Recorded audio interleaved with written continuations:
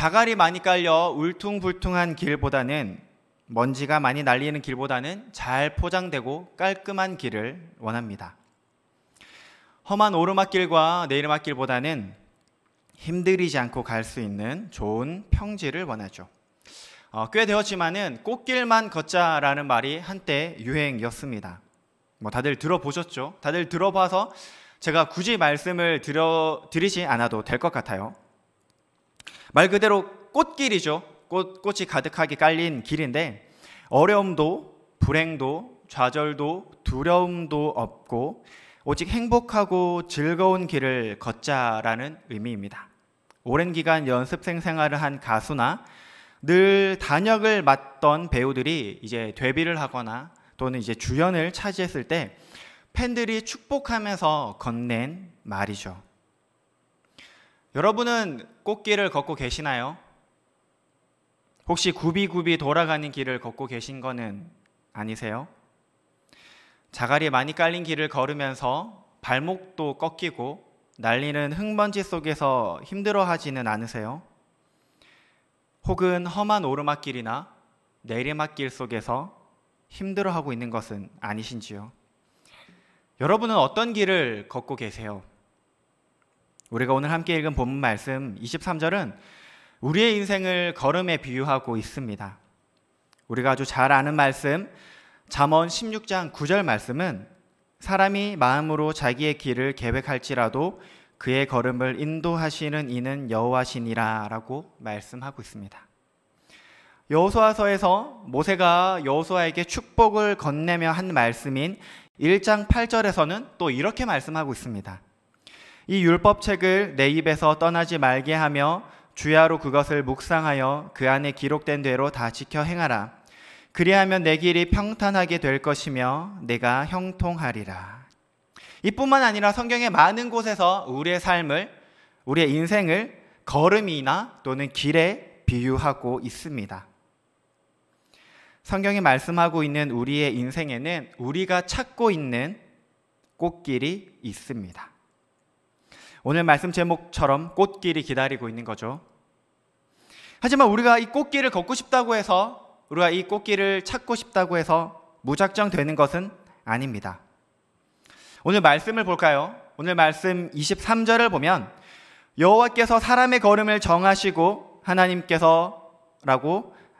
여호와께서 사람의 걸음을 정하시고 라고 말씀하고 계십니다.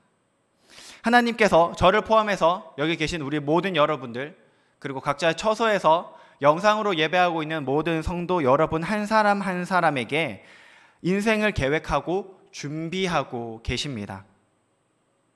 그리고 우리가 하나님께서 계획하시고 준비하신 이 길을 걸을 때 하나님께서는 우리의 인생을 즐거워하신다고 말씀하고 있습니다. 왜 즐거워하실까요? 하나님께서 준비하시고 계획하셨다 이 말이 기니까 좀 잘라서 하나님의 뜻이라고 이제 표현을 해서 계속해서 말씀을 나누도록 하겠습니다. 우리가 이 하나님의 말씀에 순종한다라는 것은 다른 말로 하면 하나님의 뜻에 우리가 순종한다라는 말입니다. 하나님의 말씀에 순종한다라는 말을 또 다른 표현으로 하면 하나님의 뜻이 나의 뜻이고 나의 뜻이 하나님의 뜻이고 하나님께서 원하시는 길이 내가 원하는 길이고 내가 원하는 길이 곧 하나님께서 원하시는 길이다라는 의미죠.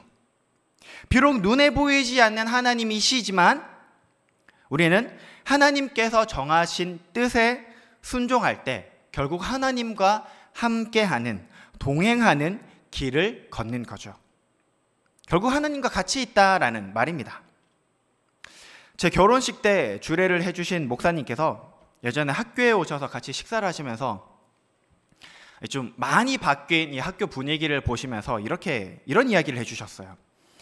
이 사모님과 CC, 캠퍼스 커플이죠. 캠퍼스 커플로 만나서 그 당시지만 연애 결혼을 하셨다고 해요. 80년대 신학대학교 얼마나 보수적이었을까요? 제가 그때 학교를 다녔다면 자퇴를 하거나 아니면 선구자 중에 한 명으로 이름을 남겼을 것 같습니다. 그 이 보수적인 신학대학교에서 CC를 하는데 얼마나 보수적이었냐면 커플인데도 손을 못 잡고 다녔다고 합니다. 손을 못 잡고 다니는 것은 당연하고 나란히 걷는 것도 불가능했다고 합니다. 그러면 어떻게 걸었을까요? 한 사람은 저 앞에 가고 그 사람은 그 뒤를 따라갔다고 합니다. 여러분, 우리 한번 생각해 봅시다. 우리 한번 상상해 봅시다. 두 연인이 길을 걷는데 나란히 걷지도 못하고 손도 잡지 못하고 있습니다. 한 사람은 저 앞에, 한 사람은 그의 뒷모습을 보며 걸어가고 있죠. 이런 상황에서 누가 이 모습을 보고 그 상대 연인의 모습을, 뒷모습을 보면서 와, 어떻게 하면 저 사람은 저 뒷모습까지 아름답고 뒷모습까지 멋있을까, 이런 생각하면서 걷는 사람이 어디 있겠어요? 여러분이 그런 길을 걷는다고 한번 생각해 보세요. 그 길이 행복한 길일까요? 그 걸음이 행복할까요? 그 길을 내가 걷고 싶을까요? 당연히 아니겠지요. 사랑하는 사람과 나란히 걸으며 손을 잡고 도란도란 걷는 길이 행복한 길이고, 그리고 사랑이 넘치는 길입니다. 우리가 주님의 뜻에 순종하고 주님의 뜻 가운데 우리의 인생을 살아가는 것은 주님과 함께 우리의 인생길을 걷는 것입니다. 주님 손잡고 도란도란 걷는 거죠. 내가 사랑하는 사람과 손을 잡고 걸을 때 너무 행복한 것처럼, 맨날 오고 가는 길이지만은 그럼에도 불구하고 내가 사랑하는 사람과 걷기 때문에 오늘 이 길이 행복하고 특별한 길인 것처럼 말이죠.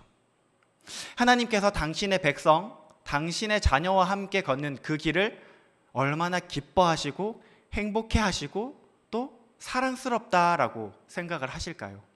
그리고 하나님 손잡고 걷는 우리는 또 얼마나 행복하고 기쁘고 또 사랑스러운 길일까요? 우리가 주님과 함께 걷는 인생이 꽃길인 이유는 하나님께서 우리의 인생을 붙잡고 계시기 때문입니다. 우리 24절 말씀 함께 읽어볼까요? 그는 넘어지나 아주 엎드러지지 아니함은 여호와께서 그의 손을 붙드심이로다. 아멘. 하나님께서 여러분의 손을 붙잡고 있다고 하십니다. 여러분은 믿으십니까? 여러분은 하나님의 손을 꼭 붙잡고 계시나요? 저희 학교에 성봉기념관이라는 건물이 있습니다. 유명한 부흥 목사님이신 이성봉 목사님을 기념하기 위해서 만든 건물인데요.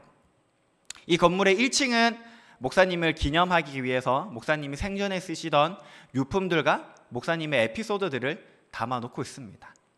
그 에피소드에 보면 이런 이야기가 있어요. 아마 들으신 분들도 계실 것 같은데, 목사님은 항상 이렇게 손을 쥐고 다니셨대요. 이렇게 꽉 쥐고 다니는 이 손을 보고 하루는 어떤 분이 목사님은 왜 그렇게 항상 주먹을 쥐고 다니세요? 라고 여쭤봤다고 합니다. 그러자 목사님께서는 이렇게 대답하셨어요. 저는 항상 하나님 손 붙잡고 있기 때문에 항상 이렇게 주먹을 쥐고 다닙니다. 엄마의 손을 붙잡고 가는 아이들 다들 보셨을 거예요. 여기 계신 많은 분들께서 또 경험하셨을 거예요. 내 자녀가 어릴 때 아이의 손을 잡고 다들 한 번쯤은 걸어보셨을 것입니다. 엄마 손을 잡고 가는 이 아이는 아직 걸음도 서투르고 또 걷는다는 사실에 이 주위와 자기 발밑을 보지 않고 그냥 앞만 보고 걷습니다. 그렇기 때문에 돌불에 넘어질 때도 있고, 그리고 이 서툰 걸음 때문에 아이가 가다가 발이 꼬이기도 하고 아직 다리 힘이 부족해서 쓰러지기도 합니다. 그런데 이 아이는 엄마 손을 붙잡고 있기 때문에 돌부리에 걸려도 또 내 다리 힘이 부족하고 다리가 꼬여도 아이는 쓰러지거나 엎어지지가 않습니다. 아이가 넘어지려고 하면 엄마는 얼른 아이의 손을 낚아챕니다. 근데 그 상황이 정말 위험한 상황이죠. 왜냐하면 이 아이들은 얼굴이 크기 때문에 아직까지는 몸의 중심이 얼굴에 쏠려 있습니다. 그렇기 때문에 넘어졌을 때 얼굴부터 다칠 수 있는 위협이 있죠. 그런데도 이 아이의 얼굴을 보면 웃고 있어요. 왜 이렇게 웃고 있을까요? 엄마가 자기 손을 붙잡아 줬기 때문에. 내가 넘어질 수 있었는데, 내가 다칠 수 있었는데 이 아이는 오히려 그것을 즐거운 놀이라고 생각을 합니다. 엄마가 내 손을 잡아줬어 라고 생각하죠. 하나님의 뜻에 순종한 인생은 하나님 손잡고 가는 인생이기 때문에 돌불에 넘어져도 주저앉지 않고 자빠지지 않습니다. 넘어져 엎드릴 수가 없는 거죠. 주님께서 우리의 손을 붙잡고 계십니다. 여전히 우리의 걸음은 서툴고 우리는 앞만 보고 걷는다고 발밑에 있는 돌뿌리를 보지 못하고 주변을 보지 못하는 우리의 걸음이지만은 하나님께서 우리의 손잡고 걷기 때문에 우리는 넘어지지도 않고 엎어지지도 않습니다. 아이가 넘어지지 않는 이유는 내가 잘 걷기 때문에, 내가 두 다리가 튼튼하기 때문에, 내가 주변을 잘 살피고 내가 발 밑에 있는 돌뿌리를 보고 확인하고 안전하게 걸어갔기 때문이 아니죠. 엄마가 붙잡고 있기 때문에 그런 거예요. 우리가 우리의 인생을 걸어갈 때 우리가 넘어지고 엎어지지 않는 이유는 우리 다리가 튼튼해서, 우리가 주변을 잘 봐서 그런 것이 아닙니다. 쓰러지는 우리를 하나님께서 오늘도 우리를 붙잡아 일으키시기 때문입니다. 엄마의 손을 잡고 가는 아이는 넘어지지도 않고 또 엎어지지도 않습니다. 그런데 꼭 엄마 손을 뿌리치는 애들이 있어요. 내가 좀 이제 걷는다고, 또 내가 좀 달릴 줄 안다고, 나도 좀 이제 한 사람 몫을 한다고 생각하는 아이들은 엄마 손을 뿌리칩니다. 근데 엄마도 알고 있어요. 이제 얘가 잘 걷는다는 것을. 그래서 안전한 곳에 갈 때는 엄마가 아이의 손을 살짝 내려놓고 아이를 졸졸졸졸 따라다닙니다. 그런데 위험한 길에서는, 장애물이 있는 길에서는 엄마가 아이의 손을 꽉 잡고 놓지 않으려고 그래요. 그런데도 고집이 센 아이는 어떻게 하죠? 막 몸을 막 부리치면서 뭐 어떻게든 엄마 손을 놓으려고 합니다. 그럼 엄마는 어쩔 수 없이 그 아이의 손을 그냥 놓죠. 그래, 네 갈 길 한번 가봐. 엄마 손을 뿌리치고 가는 아이는 얼마 가지 않아서 넘어집니다. 저 반대편에서 오는 강아지를 보고 무섭다고 생각하여서 울기도 하고요. 옆으로 쌩쌩 달리는 자전거를 보고 놀라 자빠지기도 합니다.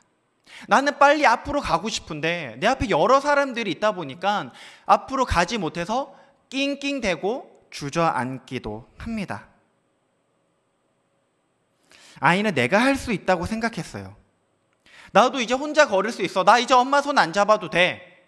라고 하지만은 결국은 넘어지고 쓰러지는 존재입니다. 무릎도 까지고 손바닥도 까지고 세상 떠나가라 울기도 합니다. 인간이란 참 이기적이기도 하고 또 아이러니하다라는 것을 살면서 느끼고 또 깨닫고 경험합니다. 남 탓은 해도 되지만은 내 탓은 하면 안 돼요. 내가 하면 로맨스지만 남이 하면 불륜이죠. 내가 남을 미워하는 건 괜찮지만은 남이 나를 미워하는 것은 안 돼요.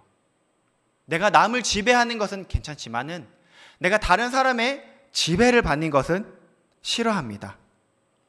배려하긴 싫지만은 배려받고 싶어 하죠. 내 마음대로 살고자 합니다. 내 뜻대로 살고자 하는 자유를 원하지만은 또 한편으로는 위협으로부터 지켜줄 품을 원하기도 하고 안정을 원합니다. 인간은 내 마음대로 할 수 있는 자유를 원했습니다. 내 스스로가 나의 길을 계획하고 나의 길을 꾸미고 나의 길을 가고자 하였습니다. 내가 하나님의 자리에 있길 원했죠. 내가 하나님이 되면 나의 길을 내가 이렇게 꾸미고 이렇게 계획해서 이 길을 갈 거야 라고 생각을 했습니다.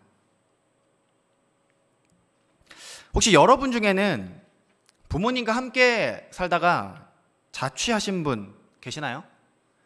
다들 이제 자취를 꿈꾸면서 이런 생각을 하죠. 내가 자취를 하면 저기 한강이 보이는 한강뷰에 집을 구해서 살 거야.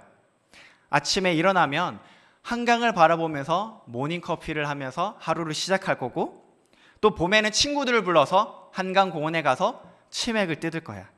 여기에는 이런 조명, 저기에는 저런 조명을 달고 또 좋은 블루투스 스피커를 사서 밤마다 센치한 분위기를 즐길 거야. 많은 요리책도 사고 또 백종원 아저씨의 영상을 보면서 집에서 내가 먹고 싶은 맛있는 집밥도 해 먹을 거야 라고 생각을 합니다. 여러분, 제가 비하하는 것은 아니지만 반지하 원룸이 아니면 다행입니다. 집밥을 해 먹는다고요? 배달 음식 안 먹으면 다행이고 햇반 사 먹으면 그나마 양반입니다. 자취하면 늘 그리운 것이 부모님의 품입니다. 나갔다 들어오면 오늘도 고생하고 오늘도 수고했다고 반겨주시는 아버지의 품이 그립고요. 아무리 바쁘고 피곤해도 밥은 꼭 먹고 다녀야 한다는 어머니의 밥상이 늘 그리워요. 인간은 내가 하나님처럼 되고 싶다라고 생각해서 하나님을 떠났습니다. 그로 인해서 죄가 시작됐죠. 자취를 비유하면서 여러분께 말씀을 드렸지만은 이렇게 내가 부모님 곁을 떠나면 내가 원하는 행복, 내가 소망하고 있는 나의 인생, 라이프가 펼쳐질 것이야. 꽃길을 내가 걷겠지 라고 우리는 착각을 합니다. 하지만 하나님의 품을 떠난 결과가 무엇이었나요? 죄의 결과가 무엇이었죠?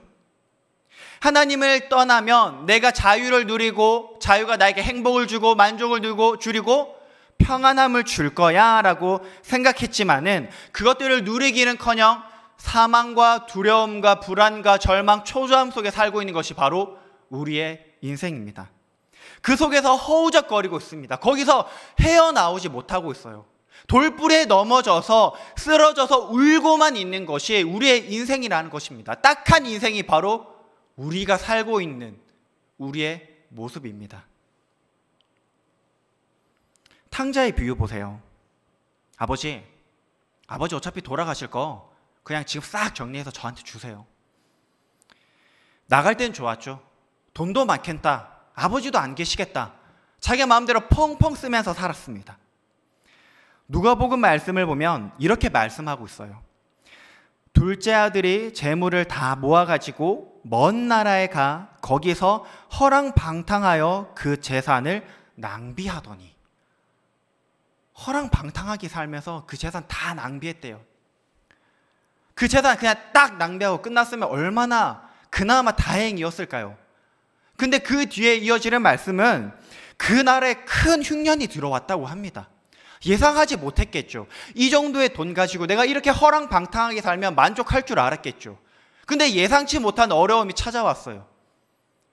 결국은 아무도 하지 않는 돼지를 치면서 돼지가 먹는 이 쥐염 열매나 먹는 것이 그의 인생이 되어버렸습니다. 다윗은 평생 사는 동안에 이 의인이 누군가에게 은혜를 베푸고 꾸어주면 꾸어줬지 은혜를 구걸하거나 누군가에게 버림을 받거나 혹은 그의 자녀들이 구걸하는 것을 보지 못했다라고 말하고 있습니다. 하나님을 떠난 죄인들이 어떻게 은혜를 베풀 수가 있을까요? 은혜를 베풀기는커녕 은혜를 구걸해야죠. 누군가에게 버림을 받고 버림받을지도 모른다는 불안, 두려움, 초조함에 살게 되겠죠. 그런데 이것이 바로 우리의 모습이라는 것입니다. 하나님을 떠나 자유롭게 살면 행복하고 만족이 되고 기쁨이 있고 평안하게 살겠지라고 착각을 했습니다. 진짜 자유, 진짜 평안함, 진짜 만족 아니죠. 여러분, 우리가 정말로 하나님 곁을 떠나서 진짜 자유를 찾고 진짜 만족을 찾았고 진짜 행복을 찾았다면 왜 우리는 여전히 내 집값이 오르지 않는 것에 대해서 안타까워하고 있을까요? 왜 내 집값이 오르지 않고 오히려 떨어지고 있는 것에 발망동동 구르고 있고 커뮤니티 사이트에 들어가서 단합해서 어떻게든 내 집값을 올리려고 전전긍긍하고 있을까요? 왜 우리 집 근처에는 이런 시설이 들어오지 않을까? 저 동네에는 신도시가 생기고 우리 집에 생기기로 했던 그 시설들이 저기에 생겨서 저기는 벌써 땅값이 이렇게 올랐네. 에이씨, 투자 실패했다. 이것이 우리의 인생의 단면입니다.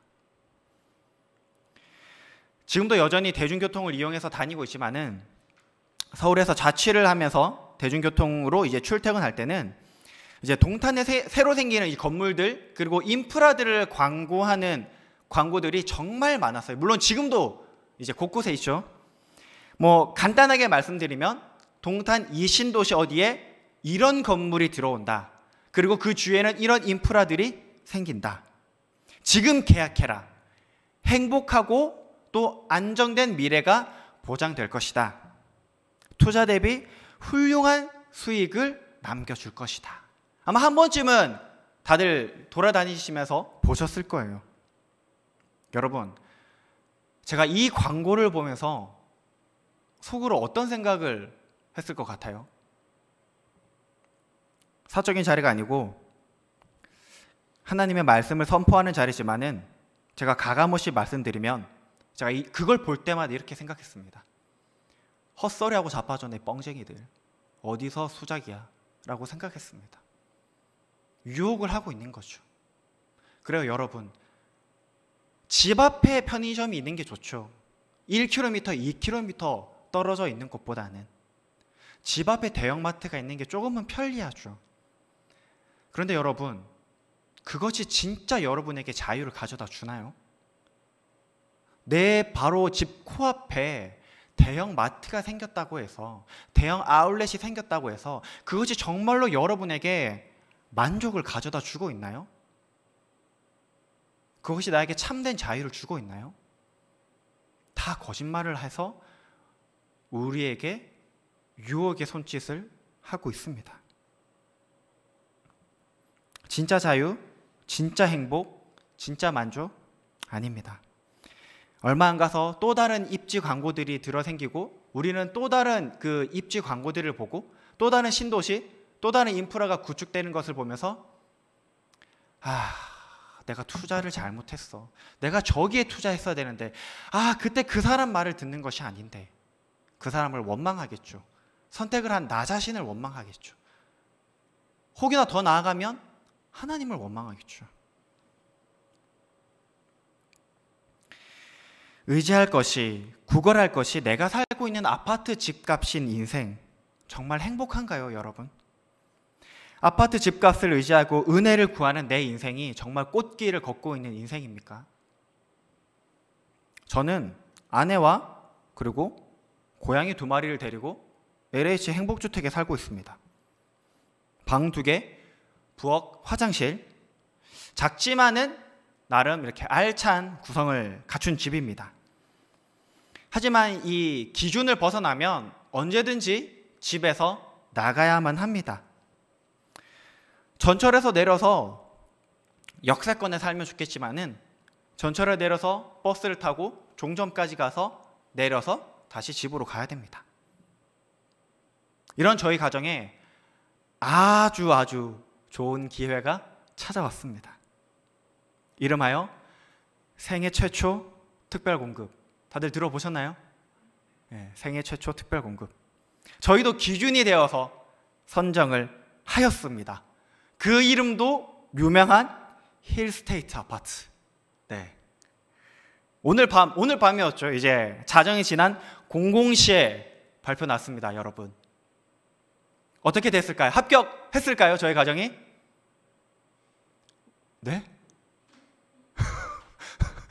너무 격하게 오진희 집사님께서 절레절레 하셔서 좀 놀라긴 했는데, 네, 광탈했습니다, 여러분. 아주 시원하게 탈락했어요.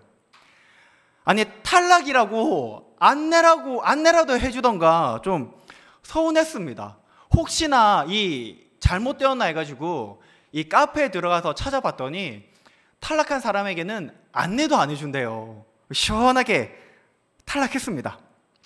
근데 여러분, 너무나 신나고 너무나 감사했습니다. 왜 신나고 감사했을까요? 정신이 획가닥해서 신나고 감사했을까요? 힐스테이트 아파트, 꿈에 그리던 아파트인데 라고 정신을 그 밤에 그 피곤한 가운데 획가닥했을까요? 저는 지금도 이렇게 기도하고 앞으로 어딜 가든지도 이렇게 기도할 거예요. 제가 결혼을 하고 LH 아파트에 딱 입주하는 그 과정 가운데 제가 이런 기도를 하기 시작했는데요. 하나님, 저희 가정을 이 LH 행복주택으로 인도하시고 그리고 이 동네에 살게 하신 뜻이 있으실 텐데 우리 가정이 그 뜻을 찾고 그 뜻에 순종하면서 하나님 나라를 확장하며 살도록 도와주세요. 저희가 신청한 그곳은 하나님 뜻이 아니었던 거죠. 그래서 신나고 감사했습니다. 만약 내 욕심을 따라서 내가 생각하는 자유와 만족을 꿈꾸면서 평안함을 찾았다면 저와 아내는 원망했을 거예요. 짜증냈을 거예요. 아유, 이 밤에 내가 피곤한데 운동하고 와가지고 내가 뭐 한다고 이 밤 12시까지 내가 기다렸을까? 라고 생각했겠죠. 힐스테이트, 아파트도 진짜 좋고 바로 옆에 커다란 호수공원도 들어오고 집 앞에 이제 트램도 된다는데 야, 집값이 2배, 3배, 4배 뛸 텐데 내가 언제까지 이 좁아 터진 이 아파트에 살아야 되나? 라고 저는 생각하지 않았습니다. 내가 하나님의 뜻 가운데 있다는 사실에 너무나 감사하고 기쁘고 행복하고 평안했습니다. 제가 또 저희 가정이 이렇게 하나님의 뜻에 순종하고 사는 것이 제가 전도사라서 전도사 가정이라서 그런 걸까요? 주의 일을 하기 때문에 하나님께서 그래 내가 너희에게는 좀 특별한 은혜, 조금은 특별한 믿음을 주셔서 그런 걸까요? 저만 하나님의 자녀고 다른 분들은 옆집 아저씨 자녀라서 이런 차이가 있는 걸까요? 하나님의 계획 안에 있는 이 인생이 무엇일까요? 하나님의 뜻에 순종하는 인생이죠. 우리가 하나님의 뜻에 순종하고 하나님의 계획에 우리 인생을 맡기는 것은 이제 우리가 하나님의 자녀가 되었다는 것을 말합니다. 어두운 곳, 아무도 찾지 않는 곳, 버려진 곳에서 떠나서 빛이 있는 곳, 반가운 환영이 있는 곳, 기쁨이 있는 곳인 하나님 품 안에 들어온 거예요. 이제 우리는 하나님 품 안에서 주님의 손잡고 걷는 인생이 되었습니다. 어떻게 우리가 하나님과의 관계가 회복되었나요? 놓치고 있던 하나님의 손을 우리가 어떻게 잡을 수 있었나요? 주님께서 우리에게 은혜를 베풀어 주셨기 때문에 죄인된 우리에게 주님께서 은혜를 꾸어 주셨습니다. 갚을 능력이 없는 걸 알지만 거저 주셨습니다. 그 은혜 때문에 내가 하나님을 아버지라 부르고 내가 아버지 하나님의 손을 오늘도 붙잡고 내 인생을 하나님께 맡기며 걸을 수 있는 거죠. 하나님께서 우리에게 은혜를 베푸시기 전에 우리는 버림받은 존재였습니다. 버림받은 두려움, 절망, 공포에 살면서 그것을 다른 것으로 채우려고 했어요. 집값 오른다, 땅값 오른다라는 곳에 투자를 하고 거기에 집을 사고 집값이 오르는 것에 만족을 누렸습니다. 내 자녀가 공부를 잘하고 좋은 평판을 받고 좋은 상급 학교에 가고 내가 원하는 길대로 걷는 것을 보고 야, 이게 정말 행복한 삶이지라고 생각을 합니다. 좋은 대기업에 가서 승승장구하면서 좋은 지위, 높은 지위, 남들이 부러워하는 자리에 앉게 됩니다. 야, 이게 정말 만족이지. 더할 나위 없는 좋은 인생이야.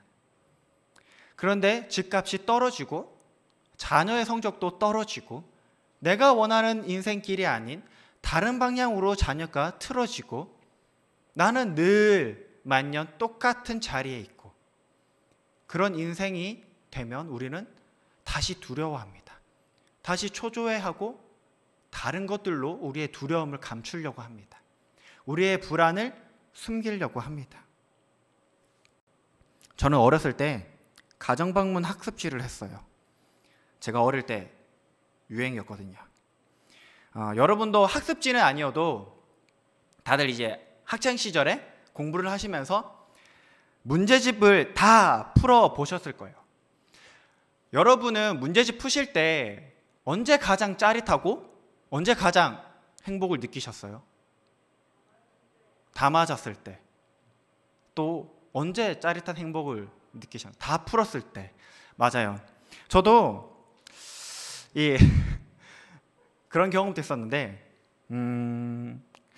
제가 문제집을 풀면서 가장 짜릿하고 가장 기분이 좋았을 때는 어려운 문제를 내 힘으로 풀었을 때, 그 성취감을 느꼈을 때도 아니었고, 다 채점을 한 후에 100점을 맞았을 때도 아니고, 제가 꾸준히 잘해서 더 높은 단계에 있는 어려운 문제집을 보고, 와, 내가 이만큼이나 공부를 잘했구나, 너 정말 상원아 수고했어 라고 내 자신을 격려할 때도 아니었습니다.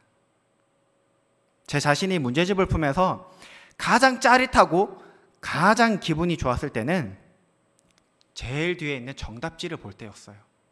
그때가 제일 짜릿하고 가장 좋았습니다. 내가 풀지 못해서 끙끙대고 신경질 내고 짜증내고 막 낙서를 하던 그 문제들도 제일 뒷페이지 펴서 정답을 보면 내가 언제 짜증 냈냐는 듯이, 내가 언제 신경질 냈냐는 듯이 술술술술술 답을 쓸 수가 있었습니다. 답지가 있다는 것만으로 저는 든든하고 행복하고 마치 문제를 다 풀었다, 이미 다 푼 것 같은 행복을 누렸습니다. 아무리 어려운 문제, 깐깐한 문제, 복잡한 문제가 있어도 걱정할 필요가 없었죠. 뭐 걱정, 두려움, 초조 그런 것 자체가 없었습니다. 왜? 저한테는 이 정답지가 있었거든요. 그래서 선생님이 오셨을 때 이 제일 긴장된 순간은 정답지를 수거해 가실 때였어요. 아 제발, 이 속으로 제발 까먹어라, 제발 그냥 두고 가시면 안 되나 하면서 제발 빌었습니다. 그러다가 가끔씩 선생님이 이렇게 말씀하실 때가 있었어요. 상원이를 믿으니까 정답지 두고 갈게. 어려우면 보면서 말해. 어려우면 보면서 해 라고 말씀하셨는데, 뭐 어려우면 보면서 해요. 그냥 다 보면서 했죠. 네. 좀 인간적으로 보이려고 중간에 일부러 이렇게 막 틀리고 했죠. 여러분, 제가 해결하지 문제를 보고 정답지를 확인했습니다. 그리고 답을 썼을 때 제가 이 문제를 풀었을까요? 제가 해결했나요? 아닙니다. 정답이 해결했죠. 정답지가 해결했습니다. 제가 한 것은 아무것도 없어요. 주님이 우리에게는 정답지이십니다. 문제 앞에서 내가 끙끙댈 필요가 없습니다. 내가 고민할 필요도 없고요. 내가 신경질 낼 필요도 없습니다. 내가 마음을 졸일 필요가 없습니다. 정답지 되시는 주님께 내 문제를 들고 가면 됩니다. 그러면 나는 두 손 둘발 다 들고 있으면 됩니다. 주님이 해결하시거든요. 주님께서 모든 것들을 다 이미 해결하셨기 때문입니다. 하나님 손뿌리치고 살고 있는 우리 인생에 예수님께서 하나님의 손을 놓고 이 땅에 오셨습니다. 버림받고 외면당하는 우리에게 먼저 찾아오셨어요. 손가락질 당하는 우리 인생에 찾아오셨죠. 외면당하는 세리에게 먼저 다가오셨어요.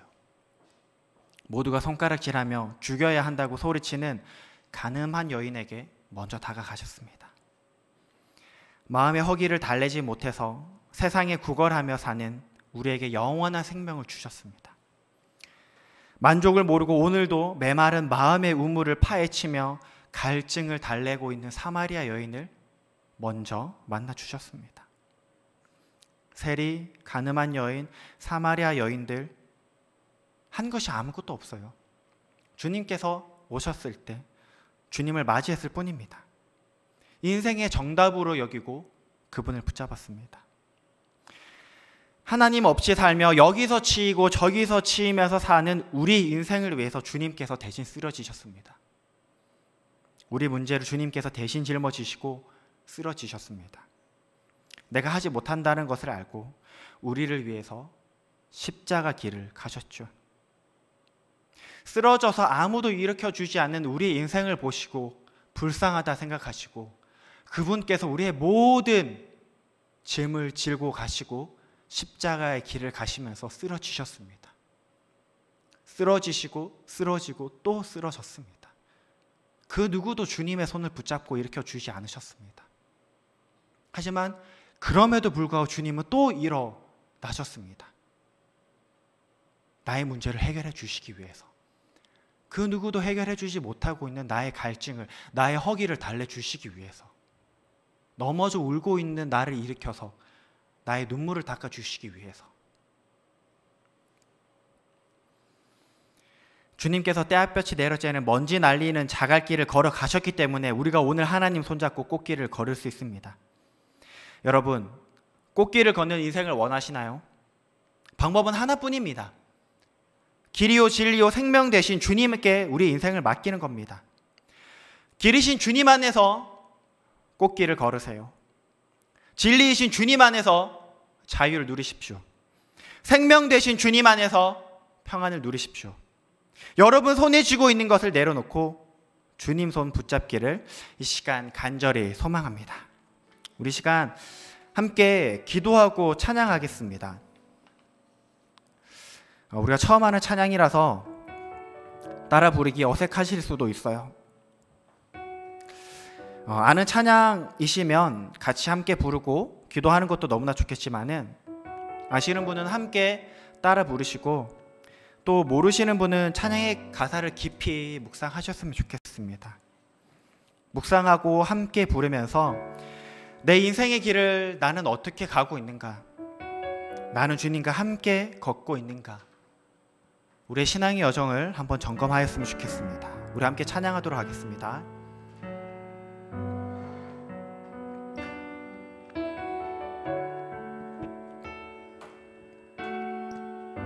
같은 길에서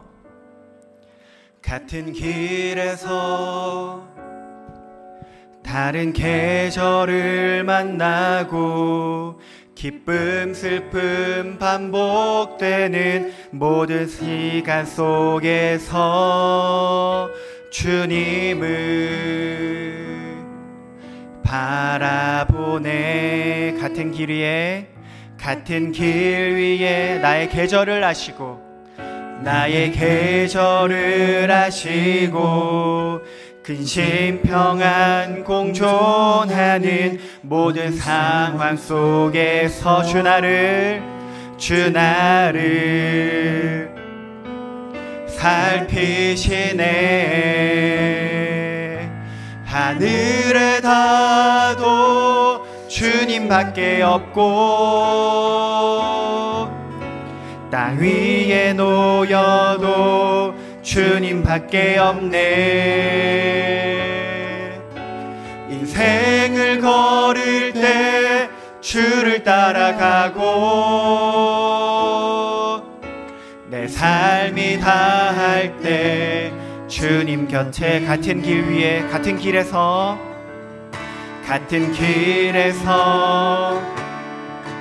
다른 계절을 만나고 기쁨 슬픔 반복되는 모든 시간 속에서 주님을 바라보네. 같은 길 위에 나의 계절을 아시고 근심 평안 공존하는 모든 상황 속 주 나를 살펴보십니다.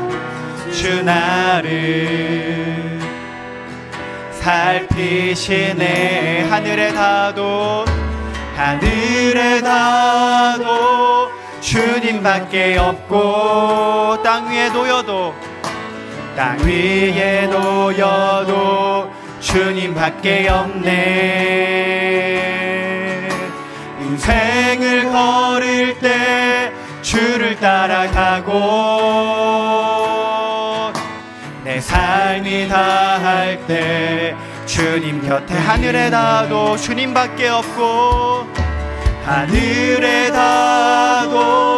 주님밖에 없고 땅 위에 놓여도 주님밖에 없네. 인생을 걸을 때 주를 따라가고 내 삶이 다할 때 주님 곁에 있네. 몸과 마음 사그라져도 주는 나의 영원한 반석. 몸과 마음 시들어가도, 몸과 마음 시들어가도 나는 주를 놓지 않겠습니다. 놓지 않으리. 몸과 마음 사그라져도, 몸과 마음 사그라져도 주는 나의 영원한 반석. 몸과 마음 시들어가도, 몸과 마음 시들어가도 나는 주를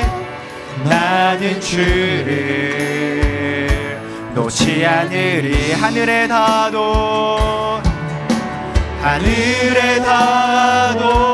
주님밖에 없고,